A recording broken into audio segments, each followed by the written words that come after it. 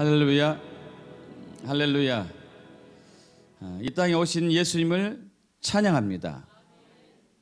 십자가에 못 박히시고 죽으시고 부활하신 주님을 경배합니다. 하늘 보좌 우편에 지금 계시지만 다시 오실 주님을 찬미합니다. 할렐루야. 하나님 말씀 히브리서 11장 31절입니다. 히브리서 11장 31절. 천천히 한 목소리로 합독하겠습니다. 믿음으로 기생 라합은 정탐꾼을 평안히 영접하였으므로 순종하지 아니한 자와 함께 멸망하지 아니하였도다.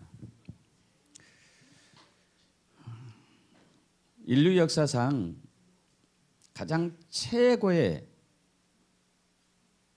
신비, 최고의 신비를 말한다면은 창조주 하나님께서 하늘 영광을 버리고 이 땅에 오신 것이라고 볼 수 있겠습니다. 그건 정말 어마어마한 신비 중에 하나입니다.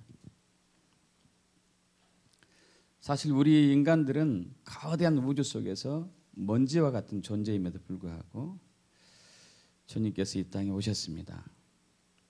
2000년 전 베들레헴의 나귀 구유에서 태어나셨죠. 그리고 3년 반의 공생애를 마치고 인류의 모든 죄를 대속하시고 십자가로 가셨습니다.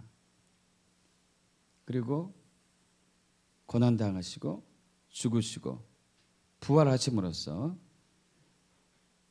이를 믿는 자마다 영원한 생명을 얻게 하셨고 하나님 나라에 들어갈 수 있는 구원의 길을 열어주신 것이죠. 지금은 승천하셔서 하늘 보좌 우편에 계십니다. 그분은 사망 권세를 이기셨고 죄로부터 우리를 구원하셨죠. 여러분, 이 예수님이 이 땅에 오신 것이 인류 최대의 신비인데 또 하나의 신비가 있습니다. 또 하나의 신비는 다시 오실 예수님이에요. 여러분 믿습니까? 다시 오실 예수님이에요. 이번 성탄은 여기에 좀 초점을 맞추기를 원합니다. 다시 오실 예수님. 초림 예수와 재림 예수. 우리는 이 사이에 살고 있죠. 초림 예수께서는 예수님이 처음 오셨을 때는 인류의 죄를 대속하기 위해서 오셨습니다. 그런데 재림하실 때는 어떻게 오시죠? 인류를 심판하기 위해서 오시는 것이죠. 그래서 말세지 말에 살고 있는 저와 여러분들은 재림 예수를 맞을 준비를 반드시 해야 됩니다. 꼭 해야 됩니다. 왜냐하면 2000년 전에 예수님이 처음 오셨을 때 이스라엘 백성들이 처음 오신 예수님을 맞을 준비를 하지 않은 상태였어요. 불과 몇백 명만 예수를 맞이했습니다. 그리고 나머지는 거의 대부분 죽고 말았죠. 예수님이 돌아가시고 난 이후에 한 40년 가까이 지나서 AD 70년 로마의 디도 장군이 예루살렘을 쑥대밭으로 만들었어요. 당시 100만 명이었던 예루살렘 인구가 90만 명이 죽고 10만 명은 뿔뿔이 흩어지는 그런 처참한 비극을 맞이했던 것이죠. 여러분, 예수님이 다시 오실 때는 그때와는 비교가 되지 않을 정도로 이 땅은 굉장히 혼돈과 혼란과 환란 속에 있을 것입니다. 그래서 저와 여러분은 재림 예수를 어떻게 맞이할 것인지 이번 성탄을 통해서 더 보기를 원합니다. 그래서 오늘은 기생 라합을 통해서 그가 어떻게 구원의 길에 들어섰고 어떻게 살았는지를 좀 보기를 원합니다. 이 라합은 우리에게 이 마지막 때를 살고 있는 우리에게 아주 중요한 그 메시지를 말씀을 주고 있어요. 우리 다시 한번 오늘 본문 말씀 읽겠습니다. 믿음으로 기생 라합은 정탐꾼을 평안히 영접하였으므로 순종하지 아니한 자와 함께 멸망하지 아니하였도다. 아멘. 약 3,400년 전의 얘기죠. 자, 우리 PPT 보여주세요. 3,500년 전에 모세를 통해서 430년 동안 종살이했던, 라이트 조명 좀 조정해 주시고, 종살이했던 저들이 출애굽하고 난 이후에 광야 생활 40년 마치고 가나안 땅에 도착했습니다. 가나안 땅을 앞두고 지도자 모세는 죽고 여호수아가 지도자가 되었죠. 가나안 땅을 앞두고 여호수아는 정탐꾼 두 사람을 여리고성에 보냅니다. 여리고성을 함락하기 위해서 보낸 것이죠. 근데 그때 여리고성에서 기생 라합이 그들을 맞이했어요. 영접했어요. 그러자 이 사실이 여리고성에 있는 여리고 왕에게 알려졌습니다. 여리고 왕에게 알려지자 여리고 왕이 사람을 보냈어요. 기생 라합의 집에 사람을 보내가지고 여기에 스파이가 왔다. 정탐꾼이 왔다는 걸 들었다. 어디로 갔느냐? 찾으러 왔습니다. 기생 라합이 그 정탐꾼 둘을 지붕 위에 3대 밭, 그러니까 3대, 우리나라 가면 옛날에 초가집 있잖아요. 집으로 만든 초가집, 지붕을 집으로 만들었죠. 그 밑에 사이에 숨겨놓고 저쪽으로 갔다고. 그리 갔으니 따라가면 찾을 수 있겠다고 했습니다. 그래서 그 사람들 보냈습니다. 보내고 난 이후에 라합이 놀라운 얘기를 해요. 놀라운 얘기를 합니다. 우리 여호수아 2장으로 가겠습니다. 여호수아 2장으로 여기 접어두시고 가시죠.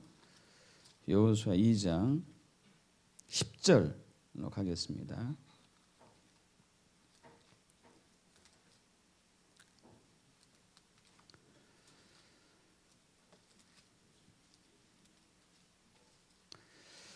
이는 너희가 애굽에서 나올 때에 여호와께서 너희 앞에 홍해 물을 마르게 하신 것, 홍해 바다를 갈르신 놀라운 일을 그때 40년 전이었는데 가나안 사람들이 알고 있었어요.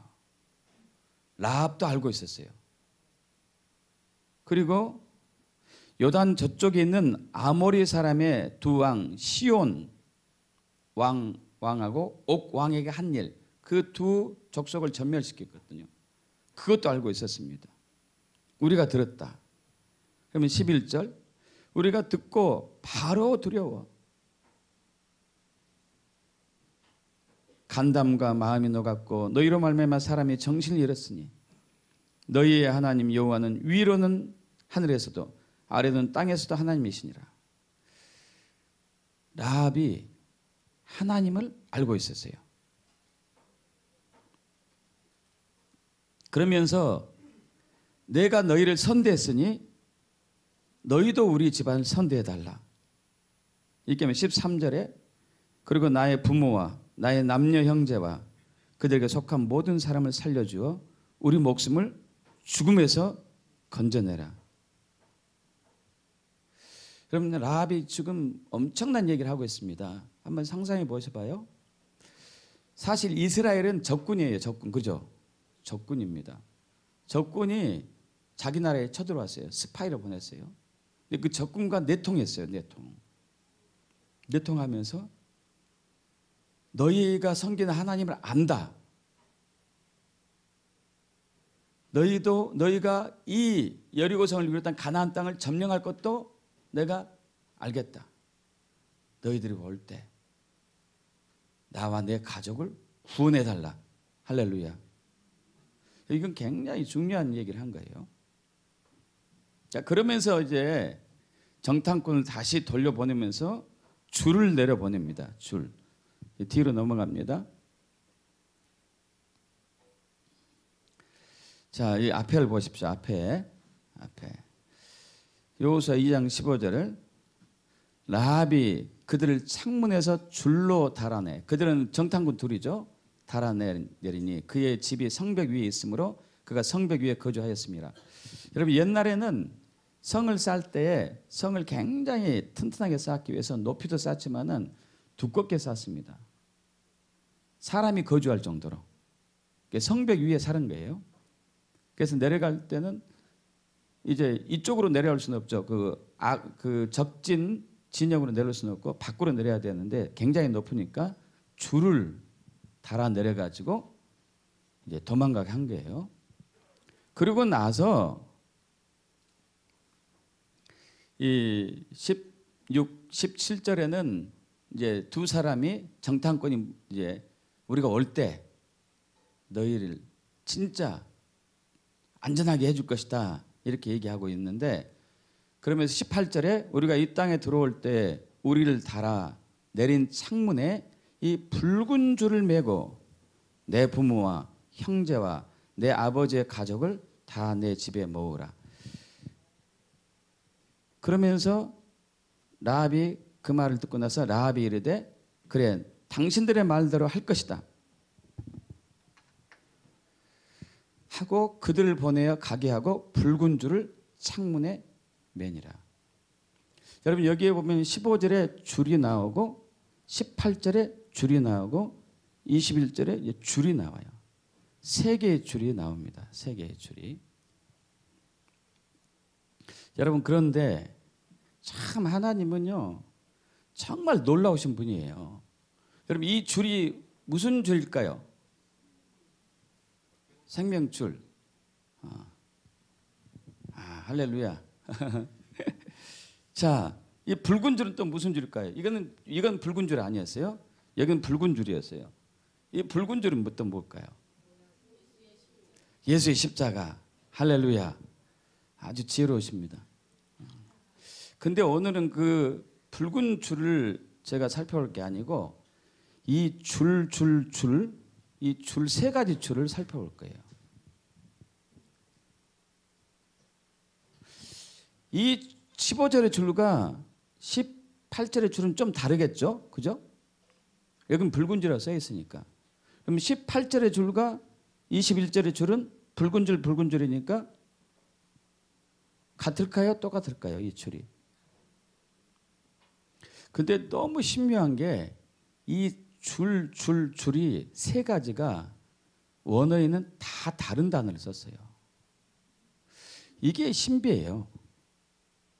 하나님 말씀은 1.1획도 틀림이 없다. 다 이루어지는 데 있어서 그 1점 한 점 하나, 글자 한 글자가 들어있는 영적 의미가 굉장히 큽니다.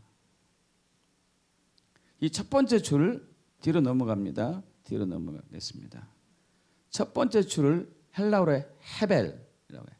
헤벨레했다. 헤벨이라는 거. 자, 그런데 이 줄의 의미가 끈, 밧줄도 있지만은 고통, 슬픔, 노고, 어려움, 상심이라는 뜻도 있어요. 자, 이 첫 번째 줄이 헤벨이에요. 헤벨. 근데 이 줄의 의미는 일반 줄도 있지만 고통, 슬픔, 노고, 어려움, 상심이란 뜻도 있어요. 여러분, 기생 3,500년 전, 3,400년 전 기생의 삶은 어땠을까요? 비참했겠죠. 지금도 창녀 몸 파는 사람 하면 비참하잖아요. 포주가 딱 노예로 잡고 완전히 일만 시켜먹고 돈도 거의 안 주고 평생을 그렇게 사는 거죠. 또 이 기생 라합은 이 기생 라합을 통해서 가족들이 먹고 사는 것 같아. 분위기가요. 자, 그래서 이 기생 라합은 소망이 없었어요. 희망이 없었어요. 직업도 그러고, 직업이라 할 수도 없겠죠. 몸을 파는 거니까. 자기의 삶이 기구한 데다가 가족들이 자기 때문에 또 먹고 살아야 돼요. 벗어날 수가 없는 거예요. 세상 사람들은 자기를 창렬하고 손가락질하고. 자, 여러분 기생 라합을 뭘로 비유를 하면 좋을까요? 기생 라합은 뭘로 비유할까요? 현재 저와 여러분의 모습이에요. 사탄의 종이 되어 비참한 모습으로 살고 있는, 그가 하는 대로 끌려다니는, 벗어날 수가 없는 그런 우리 자신을 나타내는 것이죠.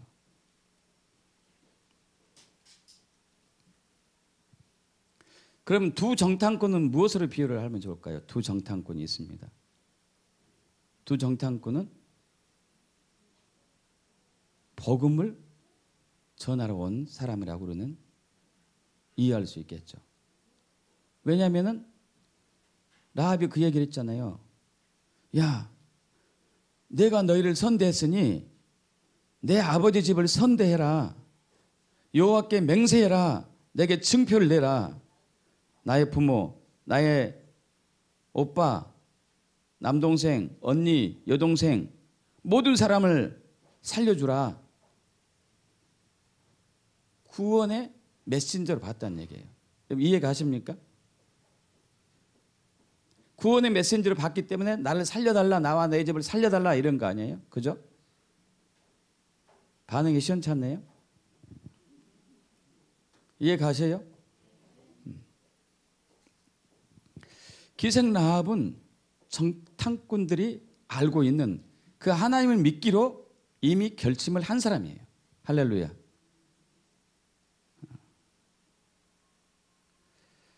그래서 이 첫 번째 줄 헤벨은 죄로 말미암아 사망의 노군에 묶여 있는, 그래서 고통과 슬픔과 어려움을 당하고 있는 이 인류를 상징한다고 볼 수 있어요. 그럼 이해 가시죠? 뒤로 넘어가죠. 뒤로 넘어가요.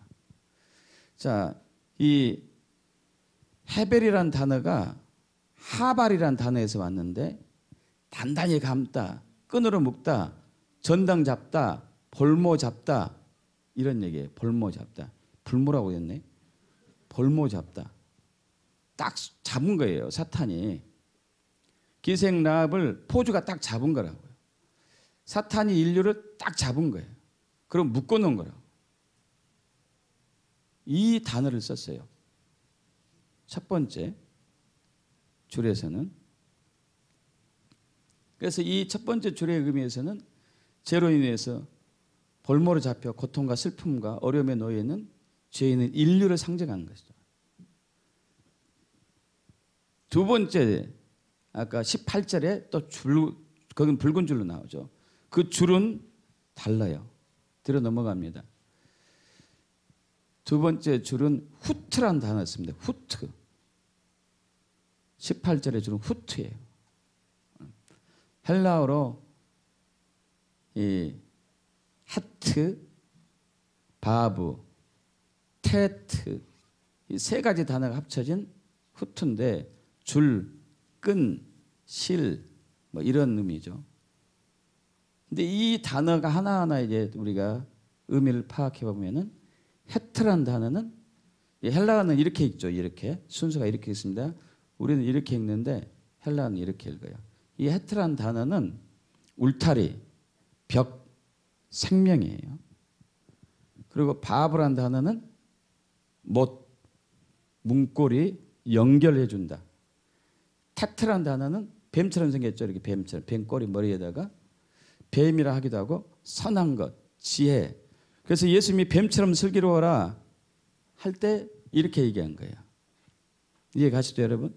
왜 뱀을라고 표현했을까? 뱀처럼 슬기로워 지혜로울까 얘기했을까? 바로 이거죠. 힘, 방패, 보호, 덮개, 지붕.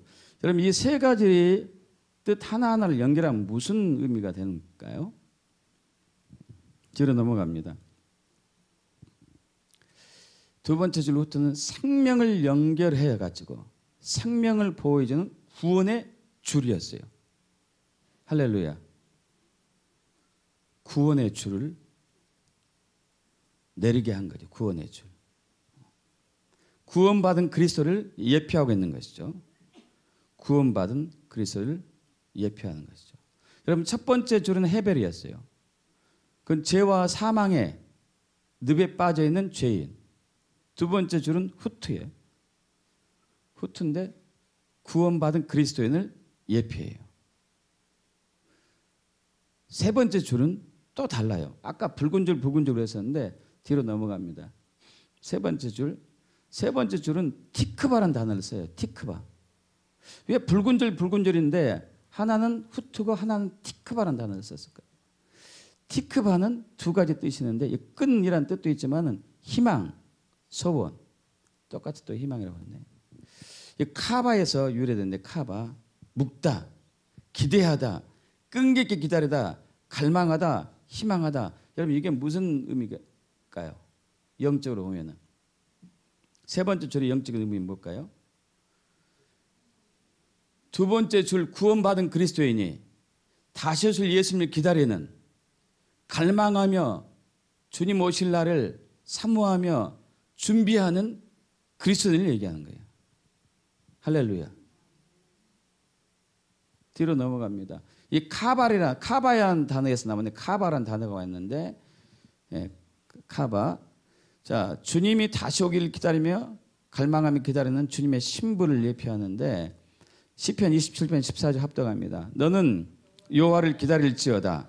강하고 담대하며 여호와를 기다릴지어다. 이 카바라는 단어를 썼어요. 티크바라는 단어가 카바라는 단어에서 왔다고 그랬죠. 기다리고 기다릴지어다.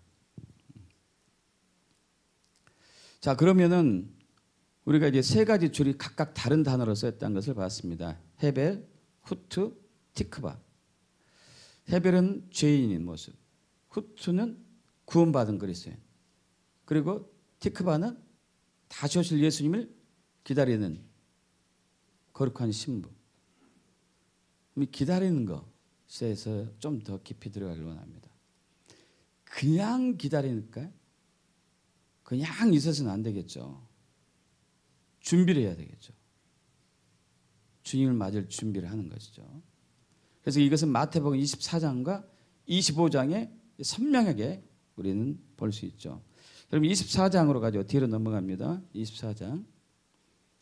자, 24장은 예수님이 다시 오신다. 깨어 준비하라. 이 내용이잖아요. 재림 전에 징조들이 있을 것이다. 난리와 난리가 난다. 나라와 나라가 민족이 민족이 서로 대적하고 갈등 상태에 있고 처처의 기근과 지진이 있을 것이다. 이 얘기를 했었죠. 그리고 너희를 사람들이 환난에 넘겨주겠고 거짓 선지자들이 많이 나타나고 서로 잡아주고 미워하겠고 불법이 성함으로 사람들의 사랑이 식어지고 천국 복음이 모든 민족에게 전파되는데 그때 끝이 온다고 얘기하죠. 자, 그러면서 적그리스도가 등장해요. 적그리스도가 등장할 때가 가까이 왔습니다. 왜냐하면 모든 복음이 지금 1, 2년 이내에 2020년 이내에 모든 복음이 다 전파돼요. 성경 그대로 지금 이제 주님이 하고 계시니까. 그럼 주님의 재림 전에 주님이 오기 전에 적그리스도가 등장해요. 적그리스도는 자기가 메시아다, 자기가 그리스도라고 사기치면서 사람들을 이제 학대하고 핍박하는 가짜 메시아죠.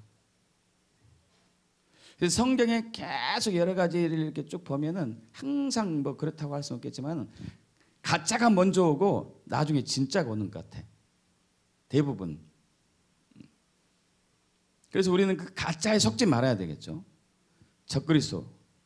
적그리스도 등장하면서 7년 대환란이 시작되죠.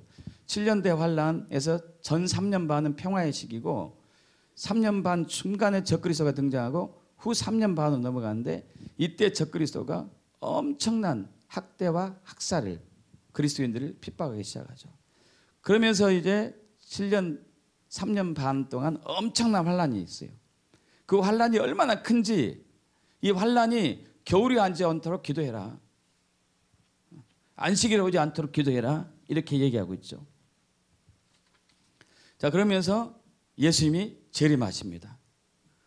나팔 불면 천사들이 나팔 불면 재림하시죠. 그리고 마태복음 24장은 그래서 언제 올지 모르니까 깨어서 준비해라. 깨어서 준비해라. 노아의 때처럼 올 것이다. 노아의 때도 120년 동안 노아가 방주 지었습니다. 사람들이 막 시집가고 장가가고 먹고 마시고 이렇게 막 세상에 취해 있었을 때 노아는 방주를 지었어요. 그리고 홍수가 왔죠. 듣도 보지 못한 홍수가 왔어요. 사람들이 다 죽고 노아 가족 8명만 남은 것이죠. 그래서 언제 올지 모른다. 도둑같이 올 것이다. 도적같이 올 것이다. 깨어 준비하라. 그럼 어떻게 준비해야 됩니까? 어떻게 준비해야 됩니까? 그것이 마태복음 25장이죠. 25장 넘어갑니다. 뒤로 가죠. 첫째, 25장은 3가지 비유가 나옵니다. 10처녀 비유. 기름을 준비한 5처녀와 기름을 준비하지 않은 5처녀. 미련한 5처녀죠. 슬기로운 5처녀. 깨어 준비해야 되고 거룩을 유지해야 한다는 것을 얘기하고 있고, 두 번째 달란트 비유. 5달란트 받은 자, 2달란트 받은 자, 1달란트 받은 자. 5달란트 받은 자는 5달란트 받은 데 이익을 남겼고, 2달란트 받은 자는 2달란트 이익을 남겼고, 1달란트 받은 자는 땅에 숨겼고 아무것도 없었습니다. 그래서 이제 5달란트 받은 이익 남긴, 그리고 2달란트 이익 남긴 사람들에게는 하나님께서, 예수님께서 칭찬해 주고 착하고 충성된 종이라고 했어요. 이건 열매 맺는 사람을 얘기하죠. 1달란트 받은 자는 땅에 숨겨놨습니다. 아무것도 한 일이 없었기 때문에. 마지막은 양과 염소의 비유. 양과 염소의 비유. 그래서 마지막 때 주님이 오시면은 심판해 주러 오시는데 양을 오른편에, 염소를 왼편에 두죠. 이 양은 어떤 무리였냐 하면은 헐벗고 굶주리고 목마르고 배고프고 병들고 옥에 갇힌 사람을 돌보고 섬긴 사람들. 또 왼편에 있는 염소는 그 사람들 섬기지 않는 사람들. 그러면서 이제 뒤로 넘어갑니다. 자, 소자를 섬기는 사람인데 마태복음 25장 40절 합독합니다. 내 형제 중에 지극히 작은 자 하나에게 한 것이 곧 내게 한 것이니. 지극히 작은 자 하나에게 한 것. 여기서 왜 복수를 쓰지 않나 모르겠어요. 지극히 작은 한 사람에게 한 것이라고 표현했어요. 한 사람, 하나. 그래서 아마 이제 가난한 사람을 대표한 것일 수도 있고, 아니면 나라라고 할 수도 있겠고요. 나라라고 할 수도 있겠고. 여러분, 예수님이 이 땅에 오셔서 자신이 제물로 되셨습니다. 제물로 되시면서 주님은 우리를 당신의 백성 삼아 주셨지만 동시에 주님의 고난에 동참하기를 원해요. 다시 얘기해서 소자를 섬기는 삶, 소자, 가난한 자, 병든 자, 옥에 갇힌 자를 섬기는 삶을 살기를 원하죠. 뒤로 넘어가겠습니다. 뒤로 넘어갑니다. 더 뒤로 넘어갑니다. 더 뒤로 넘어가요. 더 뒤로요. 더 뒤로 넘어갑니다. 이게 안 나오네. 더 뒤로요. 예. 자, 우리 에베소서 2장 8절 잘 알죠. 에베소서 2장 8절에 2장 1절에 보면 여러분 잘 아시다시피 죄와 허물로 죽었던 너희를 살렸도다 하면서 그때는 그 가운데 행하여 세상 풍조를 따르고 공중의 권세잡을 따랐으니 곧 지금 불순종의 아들 가운데 역사한 영이다. 자, 그런데 공일이 풍성하신 하나님께서 우리를 사랑하신 그 큰 사랑을 인하여 허물로 죽은 우리를 그리스도와 함께 살리셨고 너희는 은혜로 구원받은 것이라. 또 함께 일으켜서 그리스도 예수 안에서 함께 하늘에 앉으시니 이는 그리스도 예수 안에서 우리에게 자비를로써 그 은혜의 지극히 풍성함을 오는 여러 세대에 나타내라 하심이라. 그러면서 너희는 합독합니다. 너희는 그 은혜에 의하여 믿음으로 말미암아 구원을 받았으니 이것은 너희에게 난 것이 아니요 하나님의 선물이다. 여러분, 선물, 하나님께서 예수님이 우리에게 선물을 주셨습니다. 이 선물이 그런데 원어로는 헬라로 도론이라는 단어인데요, 희생, 제물이라는 뜻이에요. 예수님이 선물로 오신 것은 제물로 오셨다는 얘기예요. 자, 그러면은 이제 우리가 예수 믿는 우리는 뭐가 되기를 원하는가? 주님이 우리가 뭐가 되기를 원하는가? 뒤로 넘어갑니다. 뭐가 되기를. 로마서 12장 1절 합독합니다. 그러므로 형제들아, 내가 하나님의 모든 자비하심으로 너희를 권하노니 너희 몸을 하나님이 기뻐하시는 거룩한 산 제물 도론 희생으로 드리라. 이는 너희가 드릴 영적 예배니라. 여러분, 주님의 재림을 기다리는, 아까 티크바라는 단어를 썼는데 티크바, 후트, 헤벨에서 죄인이었던 헤벨의 줄에서 후트란 구원의 줄로 넘어간 우리는 이제 티크바, 재림 준비를 해야 됨에 있어서 가장 중요한 핵심적인 것 중에 하나는 우리가 거룩한 산제물이 되는 거예요. 거룩한 산제물. 소자를 섬기는 것이죠. 여러분, 저기 가수 진우션, 듀엣 가수 잘 아시는 분이 있을 거예요. 랩하는 친구들이죠. 둘이죠. 진우하고 션하고. 션이란 그 남자 가수가 정혜영 우리 탤런트하고 결혼했죠. 2004년도에 결혼했죠. 그럼 2004년도에 결혼했고 지금까지 13년간 살아왔는데, 여러분, 이분들이 13년간, 이분들은 그리스도인들입니다. 이분들이 13년간 후원한 기부금이 40억이에요. 13년 동안 40억을 했어요.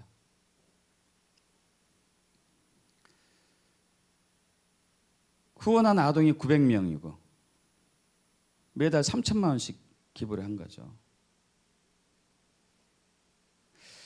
이 션이 결혼하기 전에 가수였잖아요. 가수로 많이 활동하다가 한번 이제 미국에 방문한 적이 있었는데, 미국에서 한 10개월인가 1년 가까이 있으면서 새벽마다 교회를 갔대요.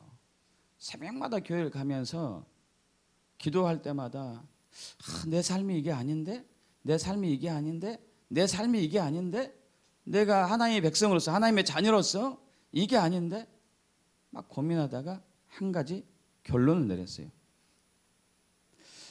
하나님께서 나를 향한 엄청난 계획이 있구나. 결론을 내리고 그래서 이렇게 합니다.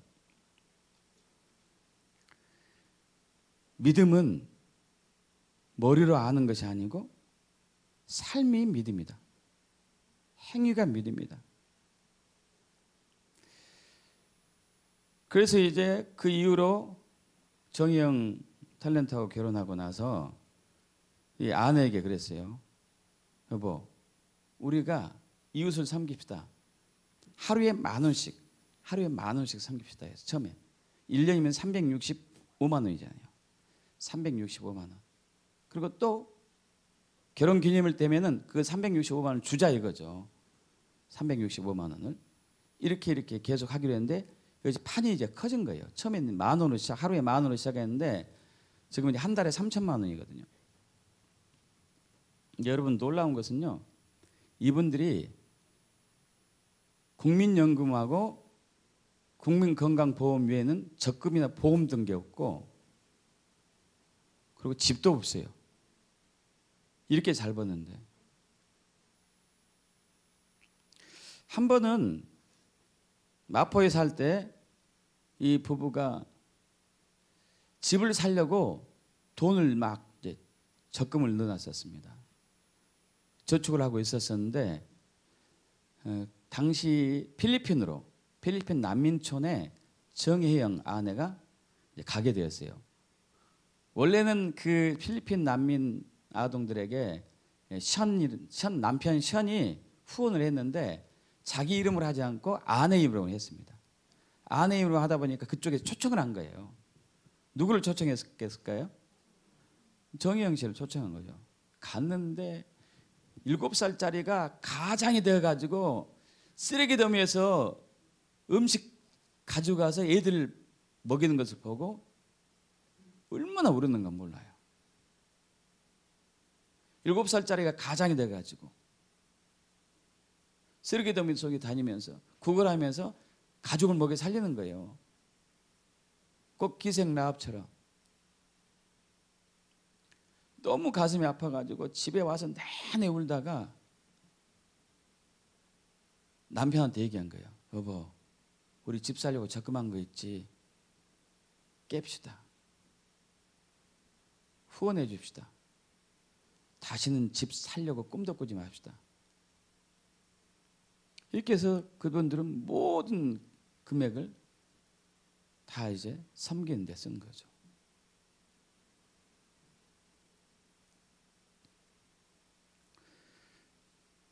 한국 컨벤션 쓴 이 어린이 양육기구가 있어요. 홀터 아동복지, 푸르미 재단, 여러 단체들을 섬기는 거죠. 필리핀, 우간다, 아이티, 아시아, 남미. 여러분, 주님께서 아까 말씀드린 것처럼 이 땅에 제물이 되기 위해서 오셨죠. 그래서 죄인인 우리, 헤벨과 같은 죄인인 우리를 구원의 줄을 내렸어요. 후트의 구원의 줄을 내리셨습니다. 그리고 이제 티카바란 줄을 가지고 살게 하세요. 소망을 가지고 재림 예수를 갈망하면서 사는 건데 그냥 살아서는 안 되겠죠. 그냥 살아서는. 마태복음 6장에 나오죠. 너희를 위해서 보물을 땅에 쌓아두지 말아라. 보물을 땅에 쌓아두지 말아라.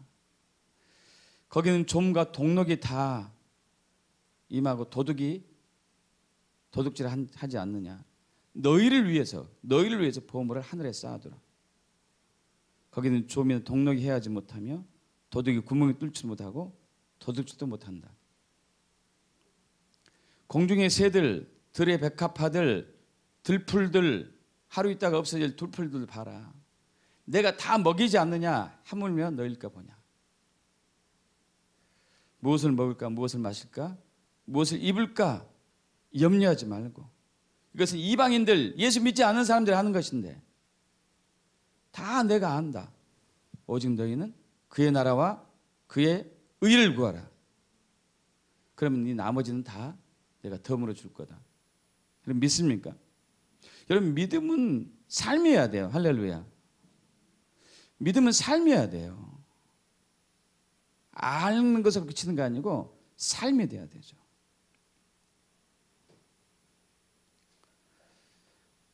여러분, 이건 이 소자, 지극히 작은 자가 아까 이제 단수로 쓰였다고 했습니다. 단수로. 그래서 이것은 어떤 가난한 사람을 대표한 것일 수 있고 국가도 얘기할 수 있어요. 국가는 바로 이스라엘을 얘기합니다. 하나님께서 4,000년 전 아브라함을 택하시죠. 부르시고 그를 한 민족을 이루게 하시고 그 민족의 후손을 통해서 유다 지파를 통해서 예수가 나게 하십니다. 근데 예수가 남아 오셨는데 이스라엘 민족들이 예수를 거부했어요. 그런 말미암아 저들은 2000년간 나라를 잃고 방황하며 세계를 떠돌아다녔습니다. 1948년 5월 14일 이스라엘이 재건되기까지 저희들은 이스라엘은 600만 건의 학살과 학대와 핍박을 당해요. 여러분, 이 정도로 비참한 소자가 있을까요? 여러분, 우리 삶 속에서 개인을 포함해 가지고 민족이 집단으로 600만 건의 학살과 학대를 당한 것. 여러분, 그런데 놀라운 것은요, 이 저들의 꺾어짐이, 저들의 저주가 우리에게 구원으로 연결됐대요. 할렐루야. 여러분 믿습니까? 앞으로 넘어가겠습니다. 앞으로 넘어갑니다. 더 앞으로 뒤로 넘어가요. 뒤로. 예. 아니, 앞으로 다시. 예. 뒤로 넘어갑니다. 예, 됐습니다. 로마서 11장 1절. 그들의 넘어짐으로, 그들의 핍박으로, 그들의 학대로, 그들의 학살로 구원이 이방인에게 이르러 그들의 넘어짐과 실패가 이 세상과 이방인들의 풍성함이 되며 이방인의 충만한 수가 들어오기까지 이스라엘의 덜어는 우둔하게 된 것이라. 할렐루야. 이방인의 충만한 수가 들어오기까지, 이방인의 충만한 수, 온 세계 열방이 퍼질 때까지는 저들이 고통과 학대와 학살을 당해야 되는 것을 얘기하고 있죠. 그리고 이제 충만한 수가 거의 다 찼으니까 이 1948년 5월 14일 이스라엘이 재건되었습니다.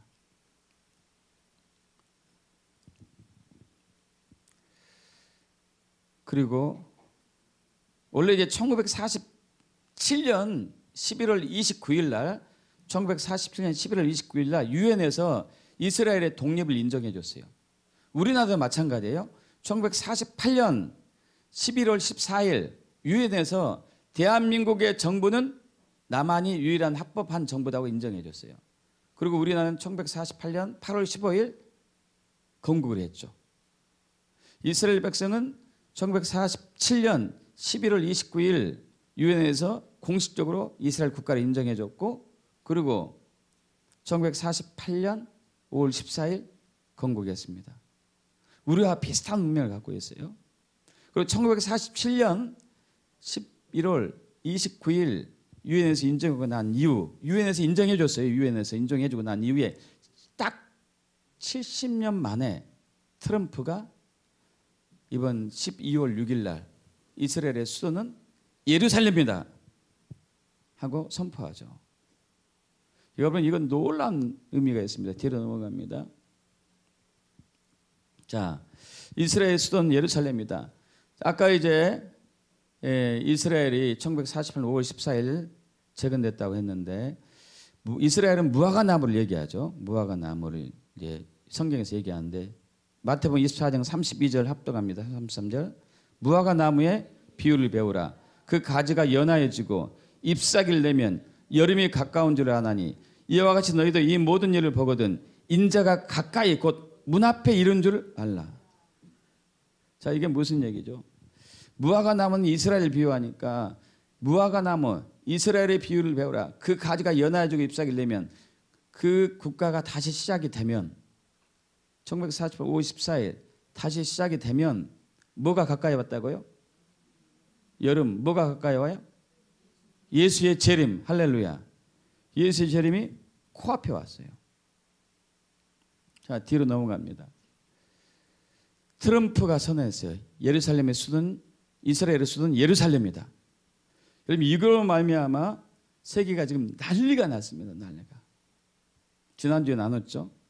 이슬람 57개 국가는 터키 이스탄불에서 정상회의를 내고 13일 날 미국의 결정을 거부한다. 또 EU 국가들, 독일, 영국, 프랑스 등 유럽의 나라들 정상들도 예루살렘의 이 이스라엘 수도라는 것을 인정하지 않겠다. 유엔 사무총장도 안 된다. 프란치스코 교황도 안 된다. 그걸로 인해 가지고 유엔 총회를 열었습니다. 얼마 전에. 세계가 난리가 난 거예요. 여러분 이것은 성경대로 해요. 스가랴 12장 2절 보라 내가 예루살렘으로 그 사면 모든 민족에게 취하게 하는 잔이 되게 할 것이야. 그날에는 내가 예루살렘을 모든 민족에게 무거운 돌이 되게 하리니 그것을 드는 모든 자는 크게 상할 것이라. 이스라엘로 말미암아 예루살렘으로 말미암아 모든 민족이 황당하고 어렵고 힘들고 그런 상황이란 얘기죠. 자, 그런데 여러분 하나님께서는 예수님께서는 이스라엘을 얼마나 사랑한지 몰라요. 얼마나 사랑한지 모릅니다. 예수님이 태어나신 곳이 어디 나라죠? 이스라엘 베들레헴에서 나셨어요. 그분이 누구에게 복음을 전했습니까? 이스라엘 백성에게만 전했어요. 여러분 신기하지 않아요? 온 민족에 복음을 전해야 되지 않을까요? 근데 이스라엘 민족에만 전했어요. 마태복음 15장 22절 이하에 가나안 여자 수르보니게 여자죠. 그 딸에 귀신 들렸습니다. 이방인 여자죠. 그래서 예수님께 왔어요. 예수님 다윗의 자손이여 나를 불쌍히 여기소서. 그러자 제자들이 저리 가세요 조용하세요 막 했는데 막 계속 외치는 거예요. 그런데 신기하게 예수님이 그렇게 가난한 수르보니게 여인이 살려주세요 구원해 주세요 다윗의 자손이 막 외치는데 쳐다보지도 않고 말 한마디도 안 했어요. 여러분 이해 가십니까? 예수님이 사랑이 많으신 분이잖아요. 굉장히 자비가 많으신 분이잖아요. 내 딸 귀신 들렸는데 제발 살려주세요 막 쫓아다니면서 하는데 뒤도 돌아보지 않고 말 한마디도 하지 않아요. 그래서 제자들이 너무 시끄럽게 하니까 예수님 저 여인 좀 어떻게 해보세요 그래요. 그럼 보내버리시죠. 쫓아내버리세요. 이렇게 얘기하죠. 예수님이 얘기합니다. 나는 이스라엘 집에 잃어버린 양 외에는 다른 데로 보내심을 받지 않았다. 하나님 말씀하신 거였어요. 그래서 말씀대로 순종한 거죠. 근데 이 여인이 포기하지 않습니다. 이 여인이 포기하지 않아요. 올소이다. 저를 도와주시옵소서. 그러나 자녀들의 떡을 취하여 개들에게 던져주기 마땅치 않습니까? 개도 자기 집 주인의 상에서 떨어진 부스러기를 먹지 않습니까? 나는 개예요. 그 주인 밑에 있는 개입니다. 그러니까 살려줄 가치가 있지 않습니까? 그거라도. 이 여인의 믿음을 보고 살려준 거죠. 딸을. 자, 예수님이 이스라엘을 잃어버린 양을 위해서 오셨어요. 우리는 온 인류를 위해서 오셨다고 믿고 있죠. 맞습니다. 그런데 첫 번째는 이스라엘이에요. 그리고 제자들에게도 마태복음 10장 5절 이하에 12제자를 보내시면서 이방인의 길로도 가지 말고 사마리아인의 고을에도 가지 말고 이스라엘 집에 잃어버린 양에게로 가라. 천국이 가까이 왔다고 전파하라고 얘기해요. 그럼 이스라엘과 예루살렘을 얼마나 사랑하고 계신지 하나님의 마음을 알고 있죠. 뒤로 넘어갑니다. 뒤로. 자, 우리 지난주에 나눴던 얘기예요. 시편 120편 6절. 예루살렘을 위하여 평안을 구하라. 예루살렘을 사랑한 자는 형통하리로다. 할렐루야. 믿습니까, 여러분? 스가랴 2장 8절. 너희 이스라엘을 범하는 자는 그 하나님의 눈동자를 범하는 것이다. 스가랴 8장 3절. 내가 시온에서 돌아와 예루살렘 가운데 거하리니 예루살렘은 진리의 성읍이라 일컫게요. 만군의 여호와의 산은 성산이라 일컫게 되리라. 그래서 이 예루살렘과 이스라엘을 향한 하나님의 질투가 있습니다. 하나님의 질투가 있어요. 자, 뒤로 넘어갑니다. 요엘서 3장 1절. 보라, 그날 자, 예수님 재림 때예요. 내가 곧 유다와 예루살렘 가운데 사로잡힌 자들 돌아오게 할 그때에 내가 만국을 모아 데리고 요사박 골짜기에 내려가서 내 백성 곧 내 기업인 이스라엘을 위하여 거기에서 그들을 심판할 것이다. 왜? 이는 그들이 이스라엘을 나라들 가운데 흩어버리고 나의 땅을 나누었기 때문에. 여러분, 지금 이스라엘이 동이스라엘, 서이스라엘로 나누어져 있습니다. 동이스라엘 예루살렘이 이스라엘 땅이고, 동예루살렘은 이스라엘 땅이고, 서예루살렘은 팔레스타인으로 나누어져 있어요. 이스라엘은 다 전부가 이스라엘이라고 얘기하고 있지만, 여러분, 이 땅을 나누는 자들을 어떻게 한다고요? 하나님이 내가 심판할 거다. 내가 심판할 거야. 여러분, 또 뒤로 넘어갑니다.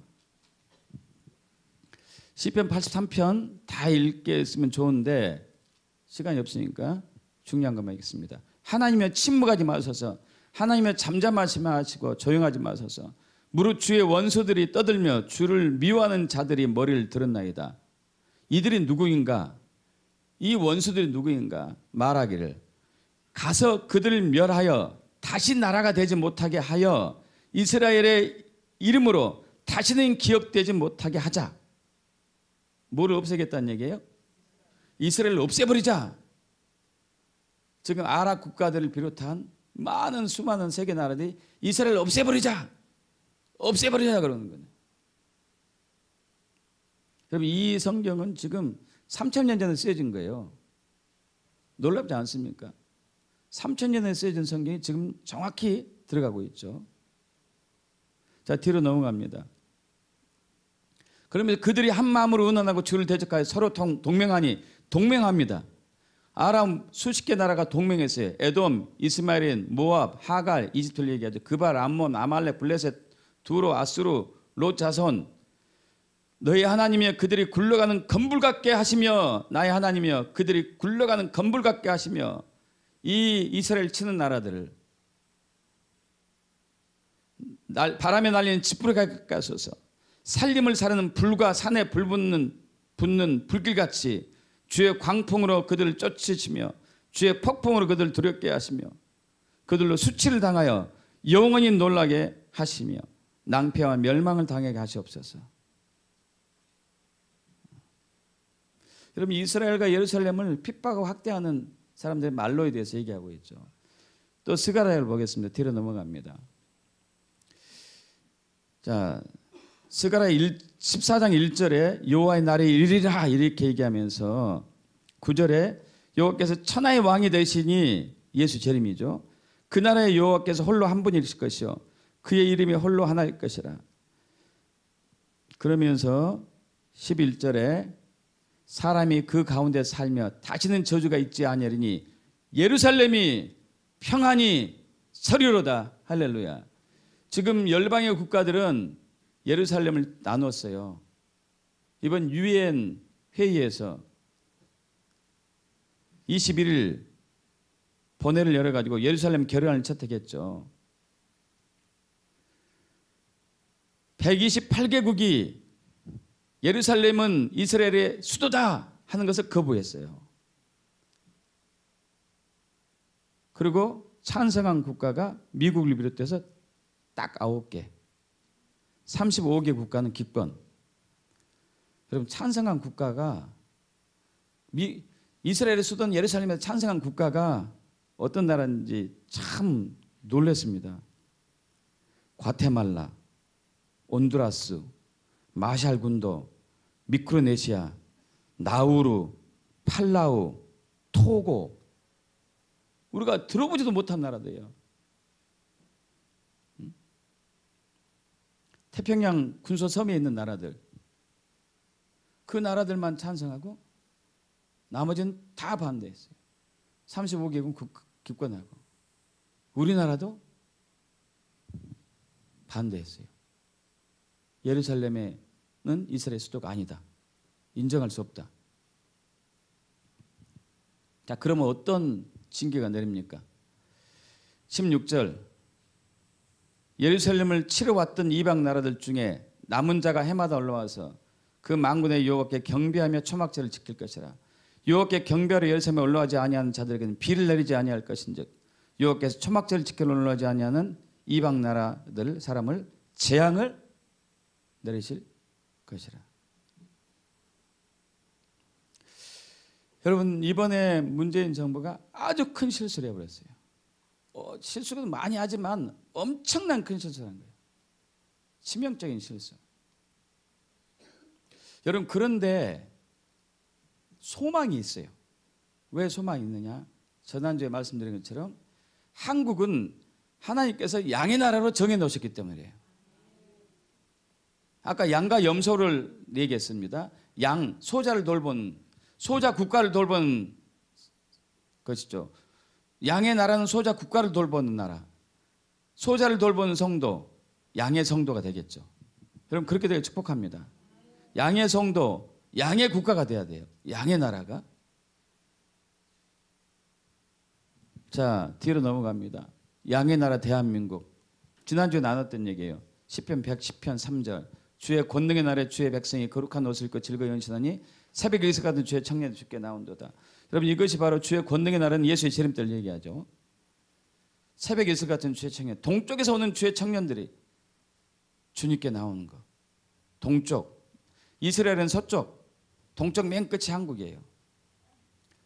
다니엘 11장 4절. 그러나 동북에서부터 소문이 이르러 그를 번민하게 하므로 적그리스도를 번민하게 하는 마지막 때 사람이 있습니다. 국가가 있어요. 동북에서 온 나라.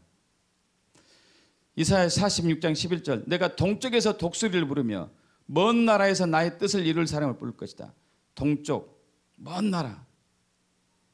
이스라엘에서 제일 먼 동쪽이 한국이. 이사야 41장 25절. 내가 한 사람을 일으켜 북방에서 오게 하며 내 이름을 부르는 자를 해도는 곳. 해도는 곳이 어디죠? 동쪽. 동쪽에서 오게 할 것이다. 이 부르는 자를 지난주에 뭐라고 얘기했습니까? 코리아. 원어상으로. 코리아. 할렐루야. 동쪽으로부터 코리아가 오는 거예요. 한국이에요. 이게 한국의 데스티니예요. 한국의 정체성이에요. 믿습니까, 여러분? 그래서 우리가 예수의 재림이 얼마 남지 않은 이때에 소자를 섬기며 소자 국가인 이스라엘을 섬기는 그 양의 나라, 양의 성도가 되었을 때에 예수님이 오시면은 천년 왕국에서 왕노릇 하는 거예요. 할렐루야. 믿습니까? 뒤로 넘어갑니다. 뒤로 넘어가요. 자, 뒤로 넘어갑니다. 아까 했고요. 뒤로 넘어가고 또 됐습니다. 합동합니다. 그들이 하나님과 그리스도의 제사장이 되어 천년 동안 그리스도와 더불어 왕노릇 하리니라. 할렐루야. 근데 무조건 되는 건 아니에요. 소자를 섬기는 사람, 소자 국가를 섬기는 나라. 믿습니까, 여러분? 그래서 우리는 기도해야 돼요. 주님, 이 나라가 하나님께서 정하신 그 데스티니를 회복하게 하시옵소서. 한국의 정부가 돌아서게 하시옵소서. 이스라엘 편에 서게 하시옵소서. 한국의 지도자들이, 앞으로 나올 지도자들이 이스라엘 편에 선 지도자들이 나오게 하시옵소서. 트럼프와 같은 대통령이 나오게 하시옵소서. 할렐루야. 자, 다시 이제 우리 라합으로 돌아갑시다. 라합으로. 라합이 구원 받았습니까? 못 받았습니까? 받았어요. 가족은요? 구원 받았어요. 여러분, 근데 그걸로 끝난 게 아니에요. 라합이. 자, 우리가 왕노릇 한 것이 라합에게서 배울 수 있습니다. 마태복음 1장 1절 이하에 보면은 예수님의 족보가 나와요. 아브라함과 다윗의 자손 예수 그리스도의 계보라, 족보라. 아브라함이 이삭을 낳고. 뒤로 넘어갑니다. 아브라함이 이삭을 낳고, 이삭은 야곱을 낳고, 야곱은 유다와 그의 형제들 낳고, 유다는 다말에게서 베레스와 세레를 낳고, 베레스는 헤스론을 낳고, 헤스론은 람을 낳고, 람은 아미나답을 낳고, 아미나답은 나손을 낳고, 나손은 살몬을 낳고, 살몬은 라합에게서 보아스를 낳고, 보아스는 룻에게서 오벳을 낳고, 오벳은 이세를 낳고, 이세는 다윗 왕을 낳으니라. 다윗 왕은 우리아의 아내 바세바라고 하죠. 에게서 솔로몬을 낳고, 그리고 맨 끝에 야곱은 마리아의 남편 요셉을 낳았으니, 마리아에게서 그리스도를 칭하는 예수가 나시니라. 그럼 이 예수님의 족보에 5 여자가 등장해요. 5 여자가.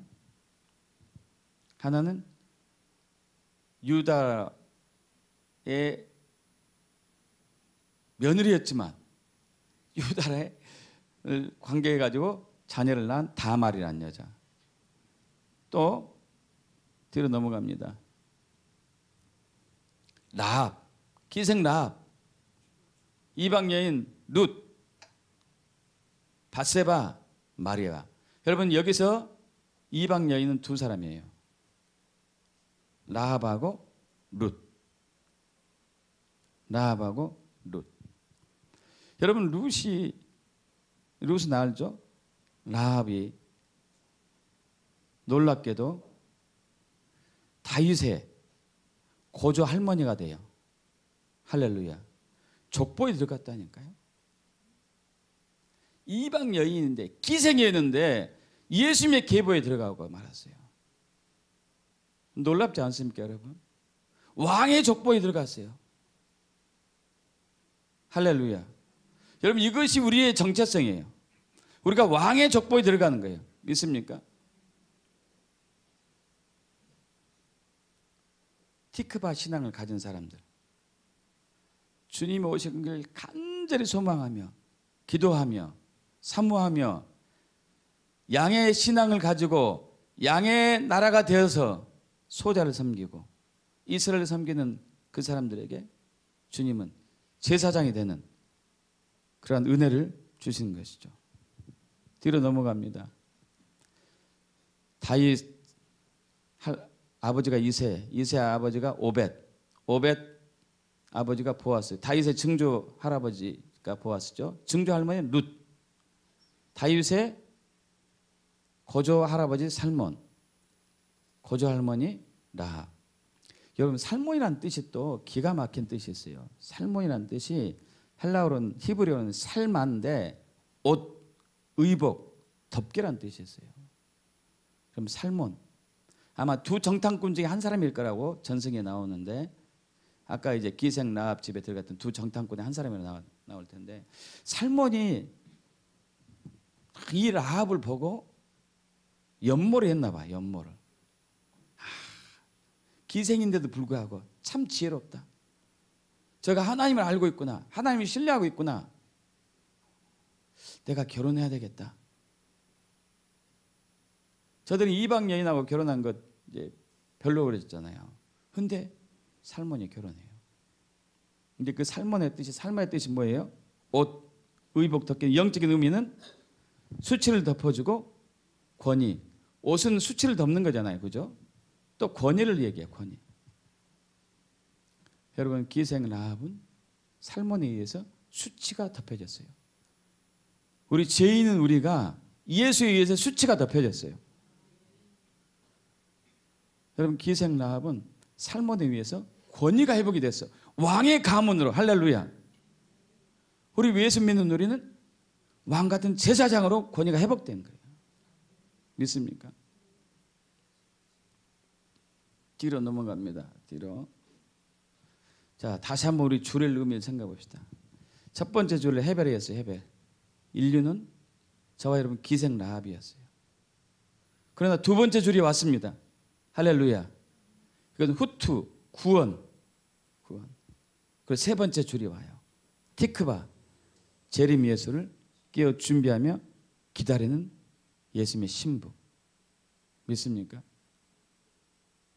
소자를 돌보고 소자 국가 이스라엘을 섬기는 양의 신앙을 가진 양의 나라에 속한 사람들이 바로 대한민국의 성도들을 믿습니다. 이것이 저와 여러분 정체성이에요. 그렇게 되게 축복합니다. 그래서 우리는 천년왕국에서 왕노릇 하는 거죠. 할렐루야. 이 시간 우리 좀 기도하면 좋겠습니다. 여러분 우리는 3 가지 줄의 의미를 오늘 나눴습니다. 기생 라합과 관계된 3 가지 줄. 하나는 헤벨이라는 줄. 고통과 슬픔과 아픔 속에 있었던 헤벨과 같은 줄. 또 하나는 구원의 줄, 후투 줄이 있었어요. 또 하나는 소망을 가지고 재림 예수를 기다리는 티크바 줄이 있었습니다. 우리는 티크바 줄의 신앙을 가져야 되는 줄 믿습니다. 우리 주변의 연약한 자들, 여러분 섬기는 거. 이따 우리 또 헌금도 하겠지만, 여러분 우리 주변의 연약한 자를 섬기는 것이 주님의 뜻이고, 연약한 나를 섬기는 것이 주님의 뜻인 것이죠. 주님 2018년이 다가오고 있는 때에 제가 티크바 줄의 신앙을 갖고 소자를 섬기며 주의 재림을 준비하는 거룩한 신부가 되기를 결단합니다. 헤벨과 같은 저에게 구원의 줄을 대주심 진심으로 감사합니다. 영광 받아 주시옵소서 하고 감사와 결단의 기도를 하겠습니다. 아버지 하나님, 헤벨과 같은 삶에 있었던 우리를 후투의 줄로 구원하여 주심을 진심으로 감사합니다. 이제 우리는 기생 라합처럼 티크바 줄의 신앙으로 살기를 원합니다.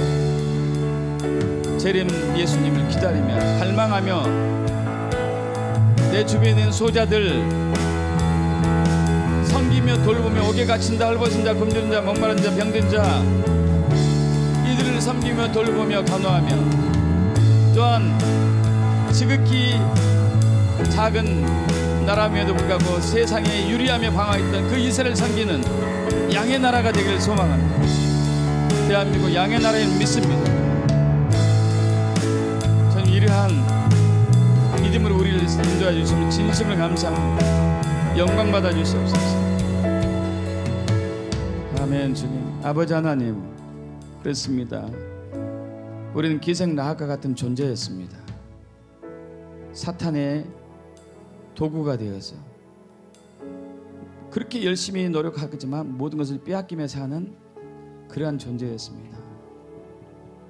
그러나 주님께서 이 땅에 오셔서 2000년 이 땅에 오셔서 인류의 죄를 대속하시고 우리에게 구원의 줄을 주셨습니다. 진심으로 감사합니다. 이제 구원의 줄을 붙잡은 우리는 다시 오실 예수님의 소망의 줄을 붙잡고 살기로 결단합니다. 소자를 섬기며 소자인 나라 이스라엘을 섬기며 주의 재림을 준비하는 우리가 되기를 결단합니다. 영광 받아 주시옵소서. 우리 주 예수 그리스도 믿옵나이다. 아멘. 이 시간 찬양하시면서 하나님께 준비하신 예물 봉헌합니다.